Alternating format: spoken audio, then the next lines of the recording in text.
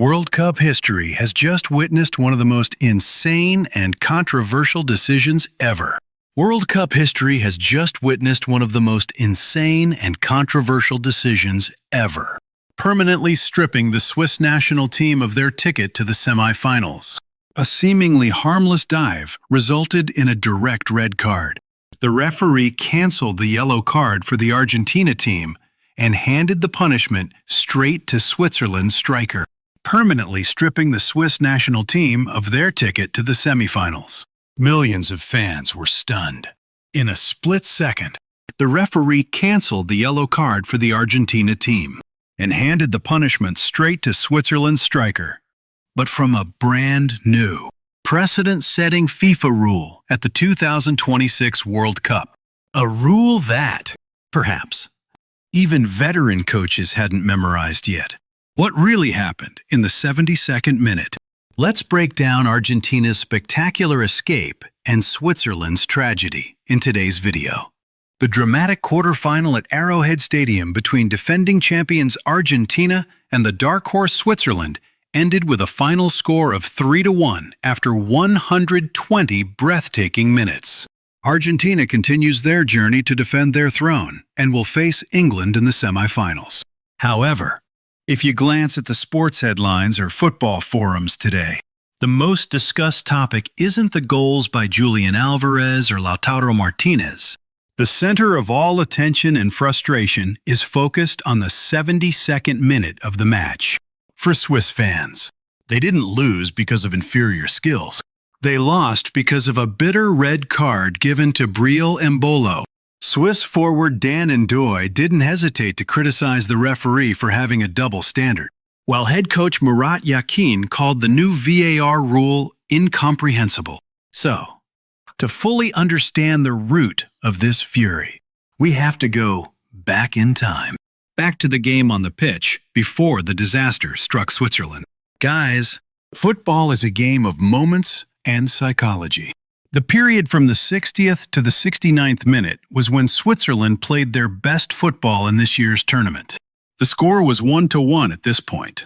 Switzerland had just scored a highly emotional equalizer. The European team's spirit was like an erupting volcano. The goal scorer himself, Dan N'Doye, shared after the match. The whole team felt very strong after that goal. Right from the start, we felt we had the quality to win against Argentina. The reality on the pitch proved that this confidence wasn't an illusion. Switzerland's formation pressed continuously, suffocating Argentina's midfield. But then, the 69th minute arrived, bringing an incident that completely changed their fate. Look closely at this situation. Striker Breel Embolo fell to the ground near the touchline during a challenge with Argentina's midfielder Leandro Paredes.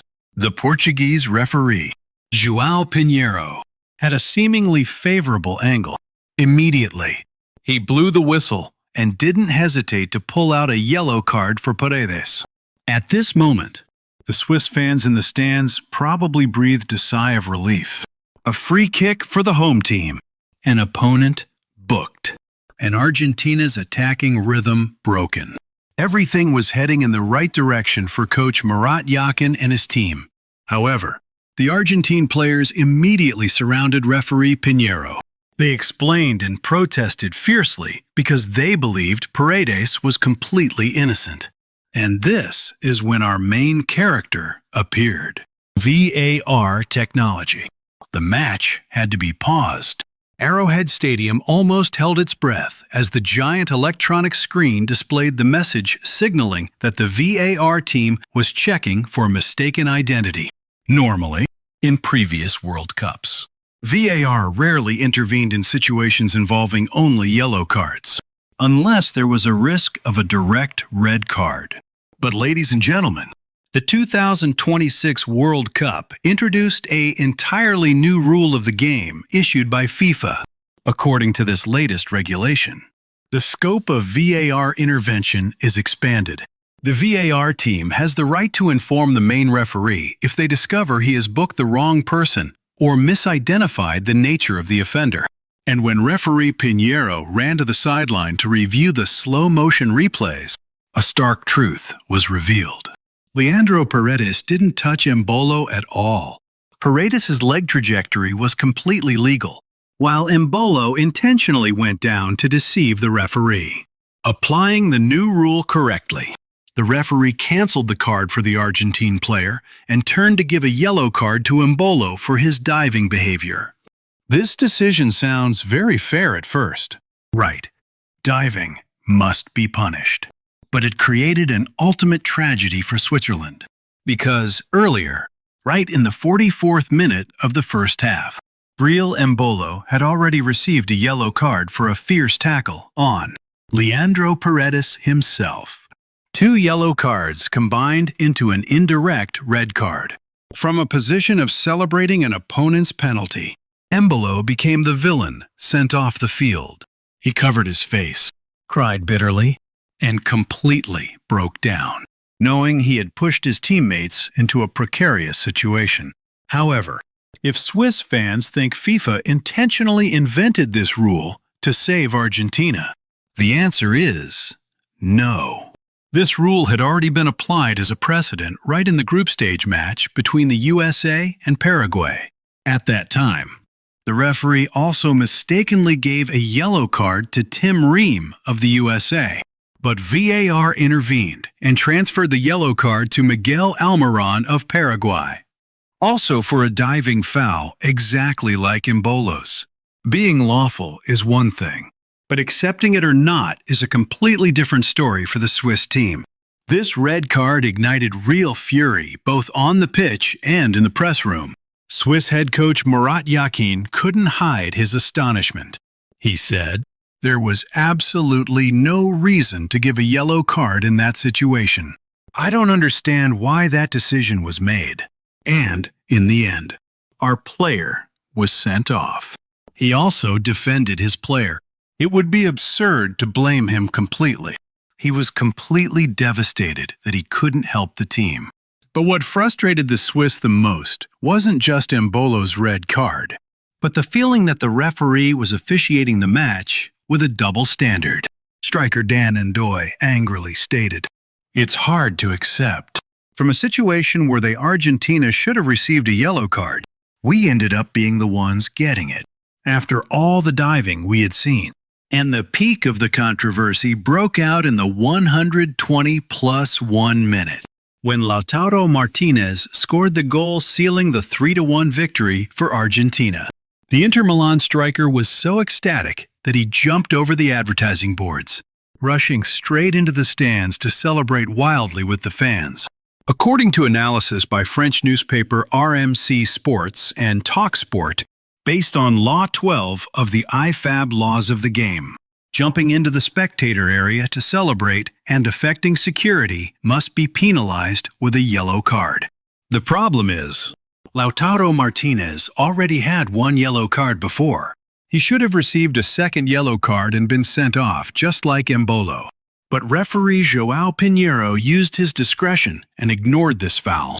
This inconsistency made RMC Sports exclaim, "This decision further fuels the debate and the view that Argentina has received favorable treatment from the referees." And the tactical consequences were obvious. Playing with 10 men forced Switzerland to run extra to cover the workload of 11 against a highly technical Argentina team. Switzerland completely exhausted their physical strength in extra time, and conceding additional goals to Julian Alvarez and Lautaro Martinez was just a matter of time. Embolo's red card, logically and practically, was the direct blow that decided the match. Clearly, modern football is increasingly dominated by technology. FIFA's new rule was born with the purpose of bringing absolute fairness. No one can bypass the slow-motion cameras. Diving must pay the price. But from the opposite perspective, football is also a sport of emotions and margins of error.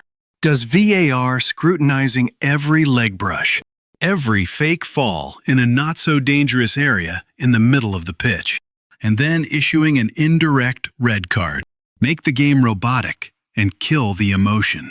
Or was the referee's decision to overlook Lautaro Martinez's celebration foul truly a clear bias?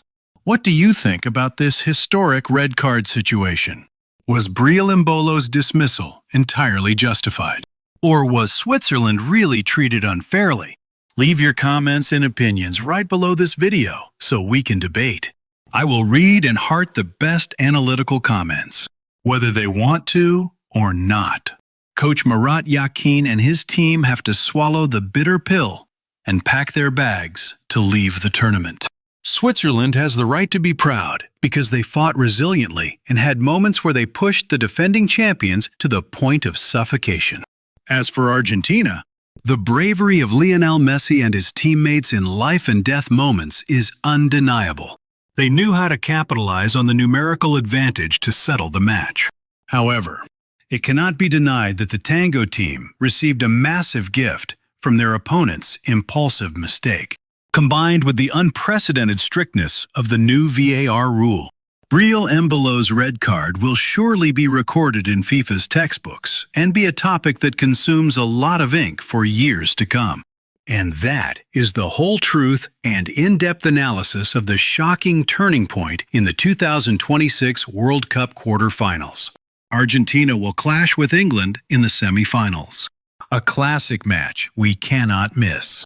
If you found this analytical video logical, engaging, and providing you with many new tactical perspectives, don't hesitate to take 1 second to hit like, share, and subscribe to the channel to give more motivation to the video production team.